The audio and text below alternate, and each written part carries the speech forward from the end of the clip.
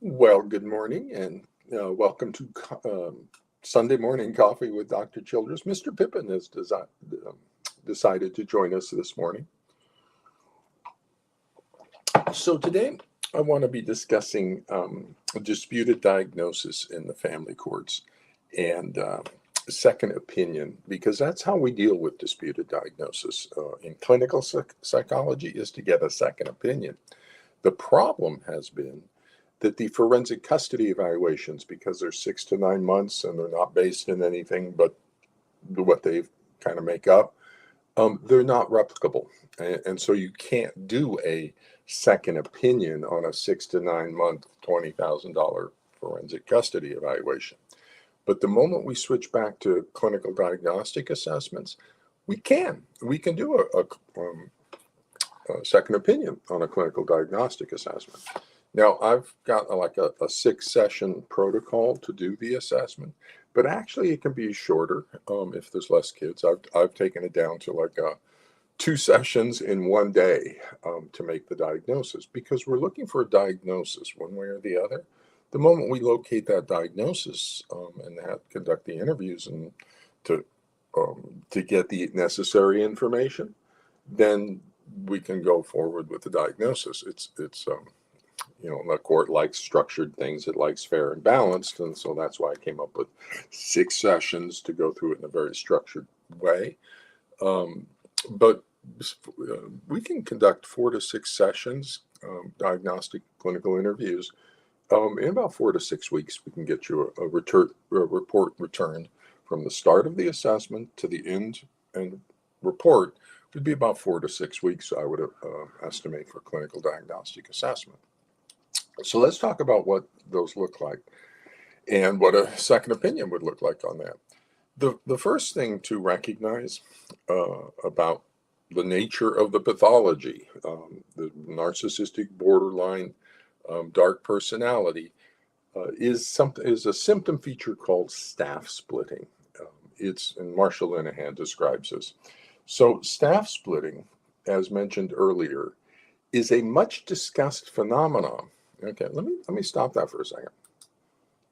Okay, Marshall Linehan, top expert in borderline personality, developed dialectic behavior therapy, one of the top therapies it used, top expert. She says, much discussed phenomena of staff splitting. Now, has that been discussed at all in the family courts? No, it has not, because they are ignorant like a rock. And so this is their personality disorder ignorance that's showing on this. The forensic psychologists have become part of the symptom feature of the pathology, and you get the fighting experts in the court. That is a symptom. The psychologists are a symptom. They are such bad psychologists, incredible. They're just lazy. Staff splitting, as mentioned earlier, is a much discussed phenomena in which professionals treating borderline patients begin arguing and fighting about a patient, the treatment plan, or the behavior of the other professionals with the patient. So that happens. Now, I'm a second opinion in the family courts. I'm doing stuff, so I'm part of this process of second opinion, criticizing the colleagues. However, I'm aware of that's a parallel process in staff splitting. I'm not a symptom. I'm compensating for it. I'm part of the solution on this as a second opinion on the diagnosis. And so my favorite saying on that is, I'm a clinical psychologist. I cure pathology. I don't become part of it. And the forensic psychologists are not clinical psychologists, and they wind up being part of the pathology. It drives me crazy. So, in healthcare, all of healthcare, except forensic psychology, the appellate system for a disputed diagnosis is a second opinion. If you dispute my diagnosis on autism, you don't take it into the courts to try to get my diagnosis overturned. You get a second opinion from another doctor, maybe even a third opinion from another doctor. That's the appellate system in healthcare for physical illness, for mental illness, for anything you got in healthcare. If you dispute the diagnosis, get a second opinion. Now, whatever diagnosis is returned into the legal system will be a disputed diagnosis. One parent or the other is going to dispute the diagnosis because it's going to be child abuse one way or the other. So parents, and so let's get a second opinion on that right up front, a third opinion if we need it at the start. So here's the situation regarding second opinion in professional psychology. You can either get a second opinion on a document review. Okay, so that's to correct the situation. So I do a lot of that. People will submit, various other mental health reports, forensic custody evaluations to me that have gone haywire, and the situation is problematic. So I'll get those documents. I will do a document review of those as a second opinion and correct the situation. Now, the other use of second opinion in clinical psychology is on the active assessment and diagnosis phase, and that's to solve the pathology. So the review of documents doesn't solve it, it just corrects something going wrong, but we still need the diagnosis there. And so we're still going to need a diagnostic assessment, and then it's going to be disputed, so that's where you get the second opinion on it. So here's a situation.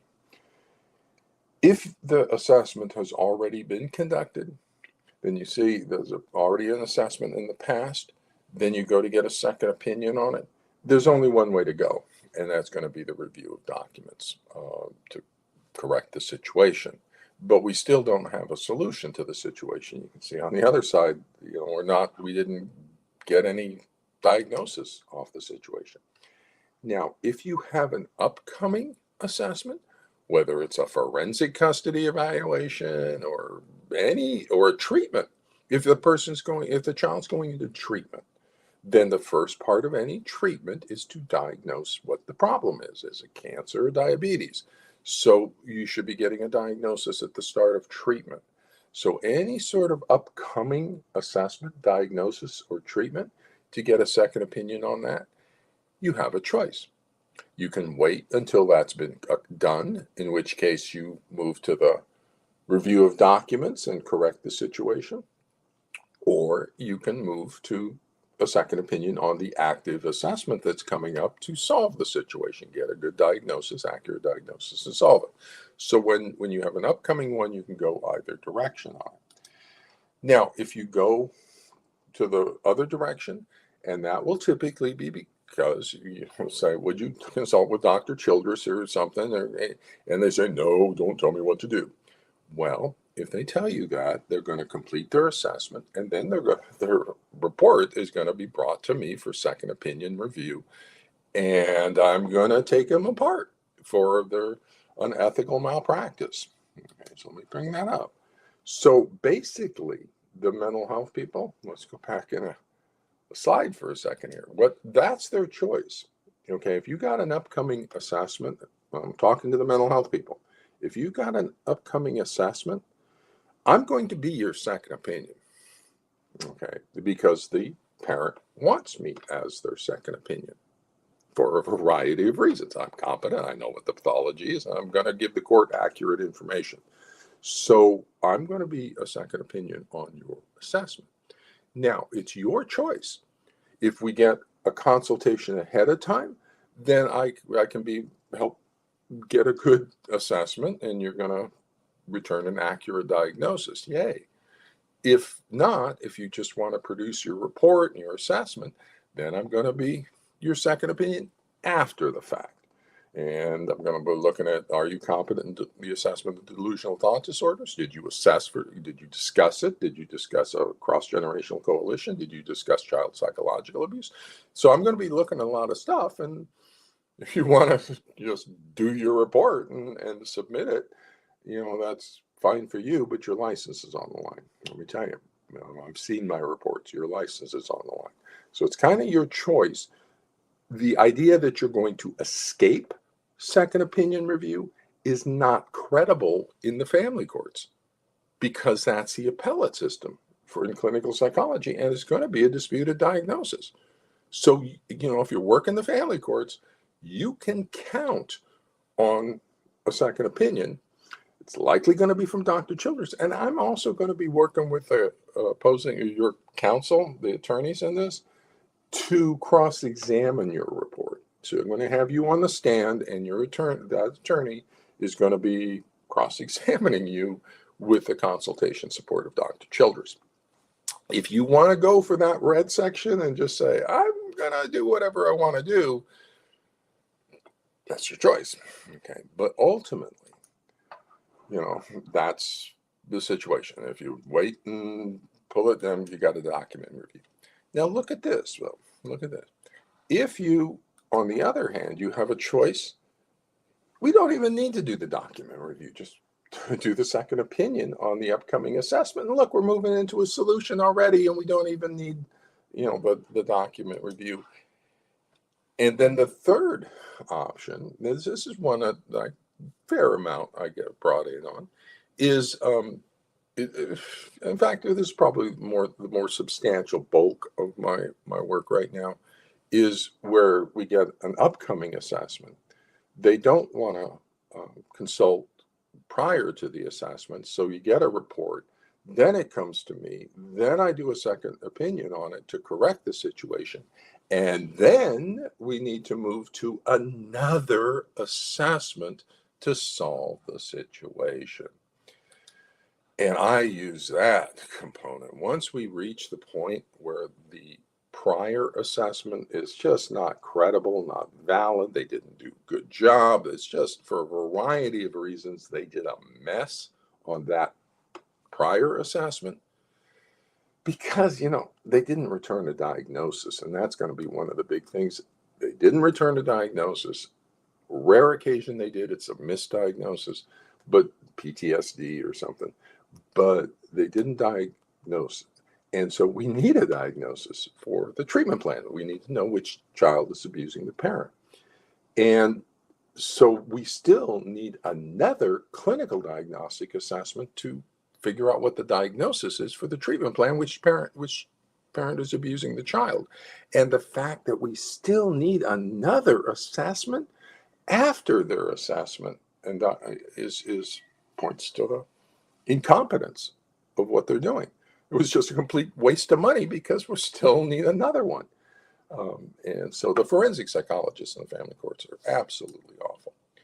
Now, this is, if you look at this situation, so if you have an upcoming assessment and you just go to the second opinion on the upcoming assessment, look how that solves the situation.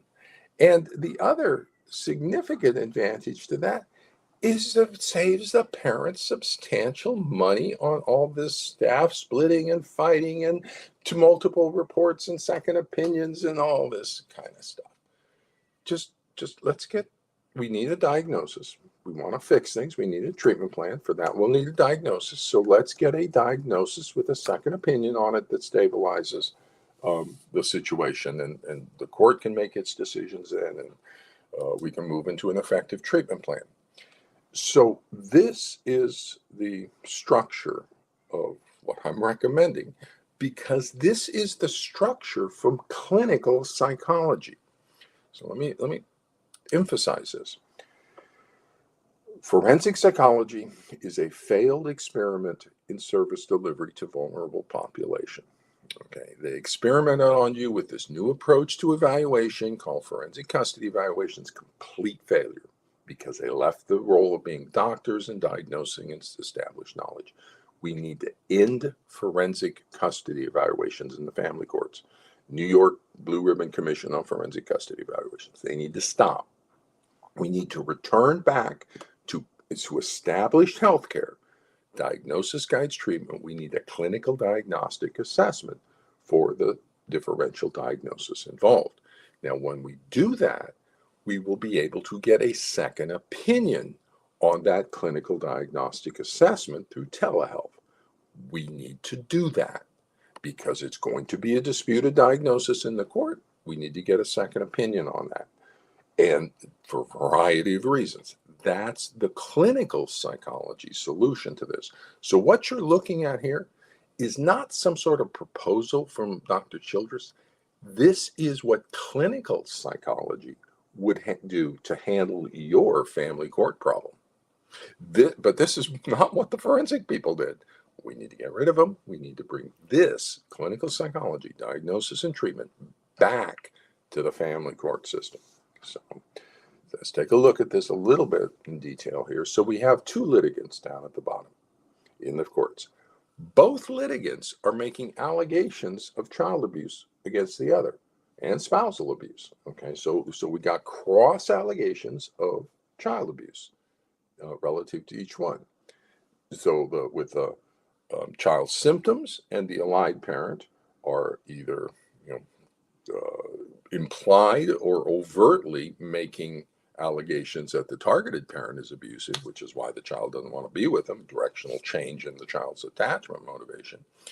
And the targeted parent is saying, that's not true, factitious disorder. They're making stuff up, delusional thought disorder.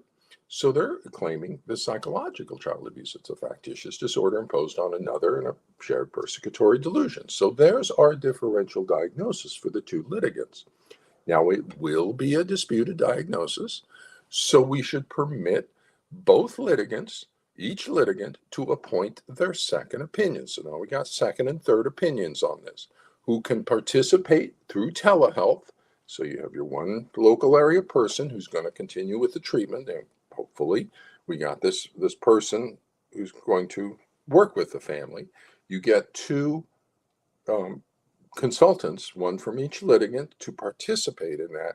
And the three doctors return a consensus, hopefully, consensus diagnosis and treatment plan to the court. We can do response to intervention. We can do stuff.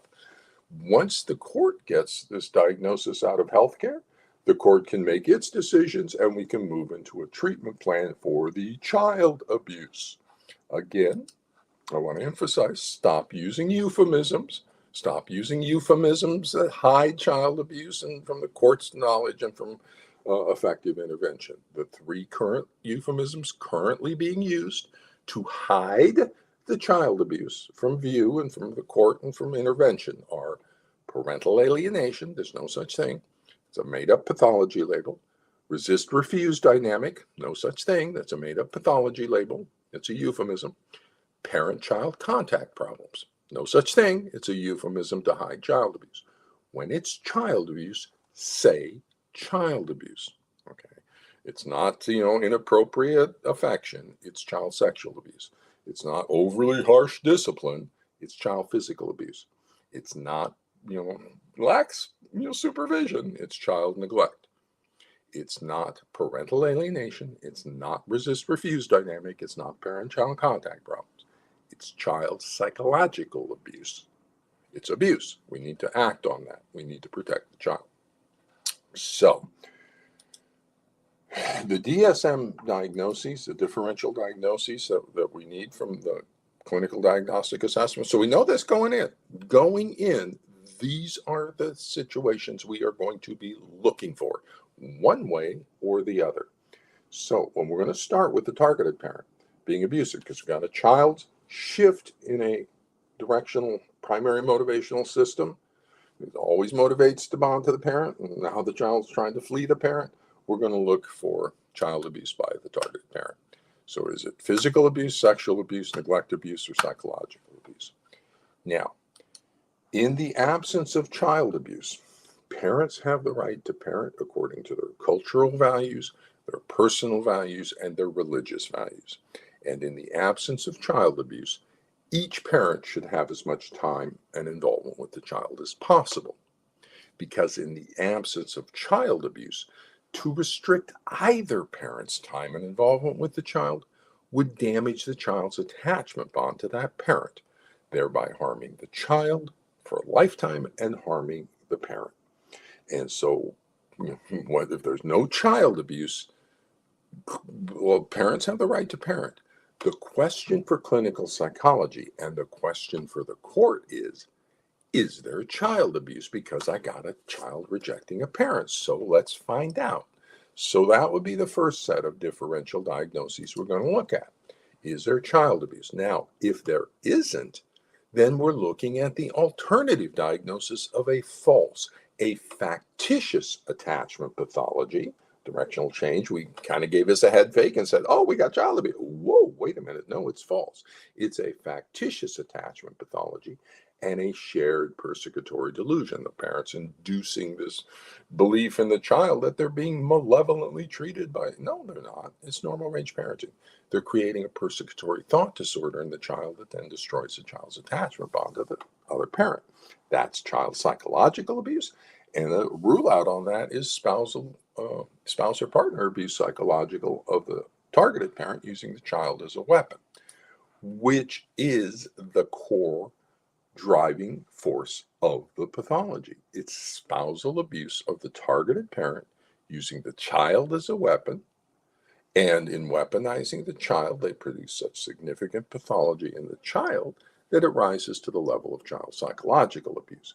But fundamentally, the core driving force is the spousal abuse. So we have two dangerous pathologies here: child abuse, one way or the other, and spousal abuse, potentially involved here.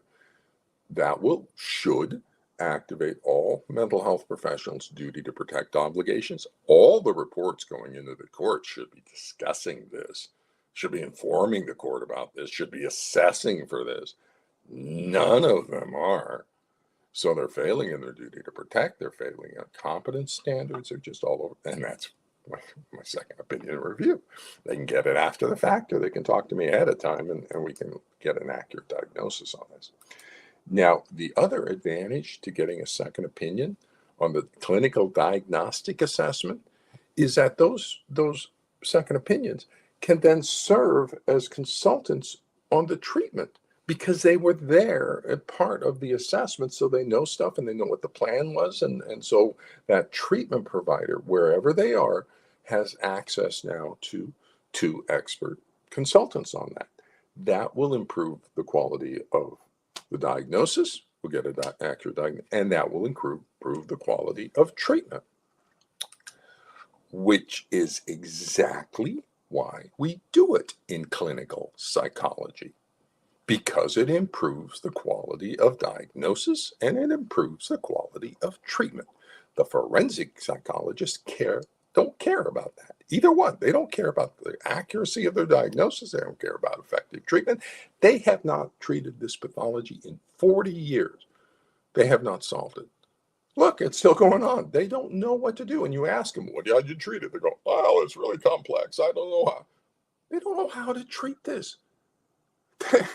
Because they're misdiagnosing the child abuse. No therapy for child abuse. I've worked child abuse. No therapy for physical abuse, sexual abuse, neglect, psychological is going to be effective if I'm sending the child home to be beaten with electrical cords or to be sexually abused by the stepdad. If I'm sending the child home to be abused, no treatment of mine is going to be effective. The first thing we do for child abuse is called a safety plan. We protect the child. Then we go into our treatment plan. So diagnosis guides treatment. And I'll be discussing that when I come up with a contingent visitation schedule, because that is so dependent on the diagnosis. The contingent visitation schedule is for the treatment of a false, factitious attachment pathology imposed on the child. If it's a real attachment, it's not the treatment. In fact, it's the wrong treatment for a real pathology. It's the effective treatment for a false, factitious disorder imposed on another. So what's your diagnosis? Because we need to know, because that's going to impact our treatment. So here is the full picture of what clinical psychology brings to the family court.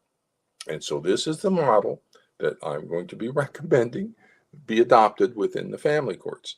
It's the model out of clinical psychology. And, you can do it now, you can do it 10 years from now, you can do it 20 years from now, but this will be the solution when you eventually get rid of forensic psychology and return to standards of professional practice. This is what will be happening. So you got the court and the two litigants, and each litigant will appoint a second opinion consultant. We'll have the diagnostic assessment. The consultants will consult on that. and get the information back to the courts, and then also serve as consultants on the treatment going forward. So you can see how that central piece is the diagnostic assessment, because diagnosis guides treatment. Are we treating cancer or are we treating diabetes? Because those are wildly different treatments. Are we treating child abuse by the targeted parent or child abuse by the allied parent? Because those are wildly different treatments. Okay. We need an accurate diagnosis, and we need an accurate diagnosis 100% of the time. When child abuse is a considered diagnosis, our diagnosis has to be accurate, because the consequences to the child for misdiagnosing child abuse are too devastating to that child. That's going to destroy the child's life if we misdiagnose the child abuse. We're going to send the child to an abusive parent, and we're going to restrict them from a healthy parent. Our diagnosis needs to be accurate 100% of the time. How do we do that? Not with a single person, because they're going to make mistakes. Second opinion, third opinion. That's how it's done in clinical psychology. I trained at Children's Hospital, Los Angeles. You're looking at cancer, physicians looking at cancer diagnosis, get a second opinion in there, get some consultation on what's going on. So here's from the New York Blue Ribbon Commission on Forensic Custody Evaluations. By an 11-9 margin, a majority of the commission members favor elimination of forensic custody evaluations entirely, arguing that these reports are biased and harmful to children. The forensic custody evaluations, let me pull that up, independent review of forensic custody evaluations in that process found that what they're doing, these forensic psychologists, Michael Cini, president of the AFCC, what they are doing is harmful to children, and lack scientific or legal value. They are completely worthless and they are harmful. At worst, evaluations can be dangerous, particularly in situations of domestic violence and child abuse. Forensic custody evaluations need to be gone. Now, that's going to create a conflict of interest with all the forensic psychologists, such as Dr. Saini, who's president of the AFCC, because we need to get rid of what he's doing his entire career. He doesn't do clinical diagnostic assessments. He doesn't know how to do a clinical diagnostic assessment, which is a problem. But he doesn't, but now he's in a position of authority. Do you think he's going to want to help the field transition away from what he's doing? No, he's going to try to cover up that they're unethical, that they're harmful to children, that they lack. All of them are going to try to cover up that knowledge from everybody, because that's their career. The moment we move to clinical diagnostic assessments, they need to go work ADHD or something else, because they don't know how to do that. So we need to return to clinical psychology. We need to get back to real doctors doing real stuff, and not custody evaluations and doctors doing strange stuff. So this is from the National Academy of Sciences, and they wrote a big paper on improving diagnosis in healthcare. Oh my goodness, this is just what we need. What do they say? Clinicians may refer to or consult with other clinicians formally or informally to seek additional expertise about a patient's health problem. So let's just stop there. Informally is if you're talking to them out there, they're going to be doing something, they're working with your child therapist or something, they can get a hold of me. There's no release of, for confidential information. I don't know who they're treating. I don't know that anybody, and they don't have to release. They just get a hold of me and we can talk about their situation and the pathology. That's informal. Or we can get court orders on a second opinion on their assessment. That would be a formal consultation. Look how easily and commonplace that is to talk about within clinical psychology. It's just like standard of practice. So clinicians may refer to or consult with other clinicians, formally and informally, to seek additional expertise about a patient's health problem. The consult may help to confirm or reject the working diagnosis or may provide information on potential treatment options. Clinicians, okay. So the second one was exactly what we need in the family courts. We need to confirm or reject the working diagnosis, so we get a second opinion on it. This third one is that shows just how common it isn't, because not only do we get second, we recommend people get second opinions. Okay, so listen here to what they say. Clinicians can also recommend that the patient seek a second opinion from another clinician to verify their impressions of an uncertain diagnosis, or if they believe this would be helpful to the patient. That's a really low bar. If they believe it would be helpful to the patient, you know what? Go get a second opinion. We do that all the time in healthcare. Do they do that ever in forensic psychology? No. We get into staff splitting instead, okay, because they become part of the pathology. They become a symptom in forensic psychology. In clinical psychology, we consult and we solve the problem. We work together. We don't separate and start fighting about the borderline narcissistic dark personality, their treatment, and the other professionals. We get together and solve it. So, returning back to the beginning, second opinion. There's two variants of that. One is a review of documents that will correct the current situation, but it does not solve the situation because we still need a diagnosis. The other type of second opinion is on the active assessment and diagnosis, which goes to actually solve the problem. So with that discussion of second opinion in the family courts, I'm going to head off to my Sunday, yay, and talk to you about some other aspect of the family court pathology next week. So with that, and bye-bye, everybody.